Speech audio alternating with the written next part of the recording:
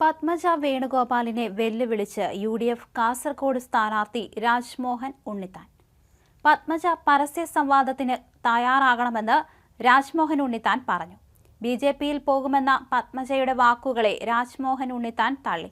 എന്റെ അച്ഛൻ കരുണാകരനല്ല, മരിക്കും വരെ ഞാൻ കോൺഗ്രസുകാരനായിരിക്കും. പത്മജ എന്നെക്കൊണ്ട് കൂടുതൽ പറയിപ്പിക്കരുത്. രാജ്മോഹൻ ഉണ്ണിത്താൻ തുറന്നു പറയാൻ തുടങ്ങിയാൽ പത്മജ പുറത്തിറങ്ങി നടക്കില്ല. 1973 മുതലുള്ള ചരിത്രം വിളിച്ചു പറയും. ആ ചരിത്രമൊക്കെ നന്നായിട്ട് അറിയുന്ന ആളാണ് ഞാനെന്നും ഉണ്ണിത്താൻ പറഞ്ഞു. അതേസമയം LDF കൺവീനർ EP ജയരാജനെ രൂക്ഷമായി വിമർശിച്ച് അദ്ദേഹം രംഗത്തെത്തി. ജയരാജൻ BJP പ്രകാശ് ജാവ്ദേക്കറെ കണ്ടത് കാലാവസ്ഥാ വ്യതിയാനത്തെക്കുറിച്ചും അന്തരീക്ഷ മലിനീകരണത്തെക്കുറിച്ചും ചർച്ച ചെയ്യാനാണ്.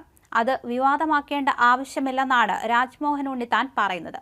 പ്രകാശ് ജാവ്ദേക്കറുമായി കൂടിക്കാഴ്ച നടത്തിയിട്ടുണ്ടെന്ന് EP ജയരാജൻ ഇന്നലെ സമ്മതിച്ചിരുന്നു. വോട്ട് ചെയ്ത ശേഷം മാധ്യമങ്ങളോട് സംസാരിക്കുകയായിരുന്നു അദ്ദേഹം. തിരുവനന്തപുരത്ത് മകന്റെ ഫ്ളാറ്റിൽ വെച്ച് യാദൃച്ഛികമായാണ് ജാവ്ദേക്കറെ കണ്ടത്. കൂടിക്കാഴ്ചയിൽ രാഷ്ട്രീയം സംസാരിച്ചില്ലെന്നും EP മാധ്യമങ്ങളോട് പറഞ്ഞു. തനിക്കെതിരെ ശോഭാ സുരേന്ദ്രനും K സുധാകരനും ഗൂഢാലോചന നടത്തിയെന്നും ഇതിനെതിരെ നിയമ നടപടി സ്വീകരിക്കുമെന്നും EP പറഞ്ഞു.